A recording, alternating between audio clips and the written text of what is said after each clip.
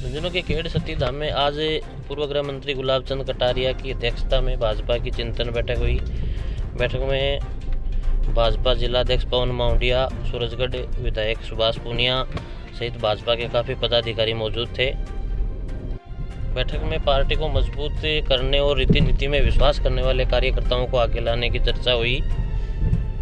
उसके बाद गुलाब चंद कटारिया ने प्रेस वार्ता की, जिसमें कांग्रेस सरकार को आड़े हाथों लेते हुए कहा कि सरकार हर मोर्चे पे फैल रही है। कोरोना में ने भी उनका काफ़ी टाइम निकलवाया, लेकिन फिर भी वो अपना काम बखूबी से नहीं निभा पाई।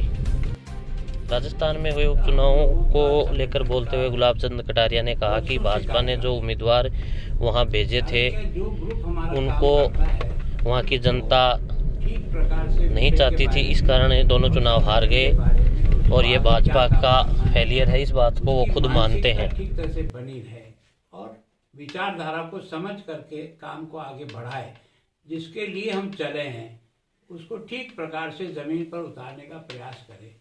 इसलिए साथ बैठते हैं, आपस में चर्चा करते हैं, एक तरफा नहीं केवल भाषण दिए और सुन के चले गए। उनके विचारों को भी उसके साथ जोड़ करके प्रयत्न करते हैं, जिससे संगठन सशक्त बने और विचारधारा को ठेठ नीचे तक उतारने में हम सफल हो जाए। वो भी उसका एक पार्ट है, लेकिन मैं सोचता हूँ कि हमारा जो संगठन का ढांचा है वो चुनाव की तैयारी अपने आप उसमें होती है। कारण क्या है, हम अपना जिला संगठन, मंडल, शक्ति केंद्र, फिर पोलिंग स्टेशन और उसके बाद पन्ना प्रमुख, यहाँ तक की रचना करने का जो निरंतर प्रयास कर रहे हैं वो ठीक प्रकार से नीचे जाएगा तो अपने आप चुनाव की तैयारी। और चुनाव की तैयारी में दूसरा जो मोटा काम है, इस सरकार की असफलता को ठीक तरह से जनता के बीच में पहुंचाना। तो मैं सोचता हूँ इस सरकार का तो ये जो 3 साल निकला है, मैं अपने राजनीतिक जीवन में ऐसा अनुभव करता हूँ, ऐसी असफल सरकार और ऐसी असफल कार्यक्रम मैंने पहली बार देखे। इनका 1.5-2 साल तो कोरोना में भी गया और आपस में लड़ झगड़ करके समय बर्बाद करने का काम किया।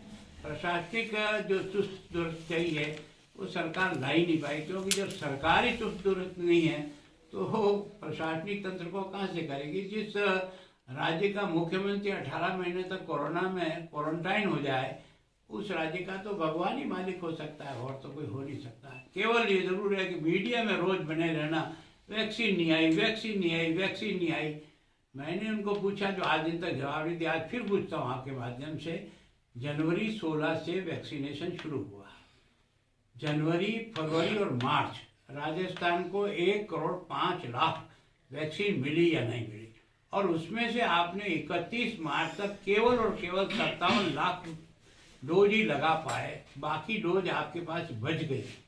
इसका मतलब आपने अगर वो डोज लगा दी जाती हो तो सेकेंड वेव में जो तूफान मचा था उस पर थोड़ा सा कंट्रोल होता, और थर्ड के बारे में जो सोच रहे थे वो नहीं आने के पीछे अगर कोई कारण था कि देश के प्रधानमंत्री ने मुफ्त वैक्सीन के दृष्टि से जो 100 करोड़ का टारगेट पूरा कर लिया, उसके कारण से देश इस महासंकट से बच करके जनता को बचा लिया। सर, उससे जो उम्मीदवार हमने दिया उसको जनता ने स्वीकार नहीं किया, इसको स्वीकार करने में मुझे कोई एतराज नहीं, लेकिन जो हुआ है उसका मूल्यांकन करेंगे, विश्लेषण करेंगे, कमी रही उसको सुधारने का प्रयत्न करेंगे और आगे की लड़ाई के लिए अपने आप को और क्षेत्र को चुस्त दुरुस्त करेंगे। स्टार प्रचारक होने के बाद प्रचारक की तो एक ऐसे ही नाम चल पड़ा है। मैं सोचता हूँ इससे पहले वाले 3 चुनाव हुए, उसमें वसुंधरा जी कहाँ गई थी? नहीं तो के चयन में कमी रहने के कारण से कैंडिडेट को जनता ने स्वीकार नहीं किया, ये वोट के आधार पर निर्णय पक्का है। नहीं, तो मैं सोचता हूँ कि ऐसा कोई जरूरी नहीं है कि हर कौन उपचुनाव में कौन कहाँ जाएगा नहीं जाएगा, वो एक अलग बात है। मैं सोचता हूँ कि ये उनका सोचना बिल्कुल गलत है।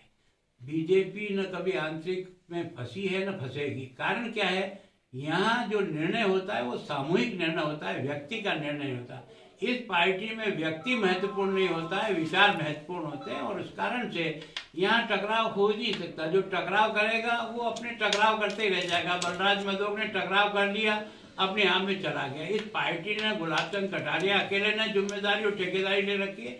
इतने हजारों कार्यकर्ताओं की मेहनत से बनी हुई पार्टी और मेहनत से ही चलती है। तो वफादारी दिखानी चाहिए, क्योंकि भविष्य में उनको लगता है कि हम सुरक्षित हैं तो उसको शो करना पड़ेगा।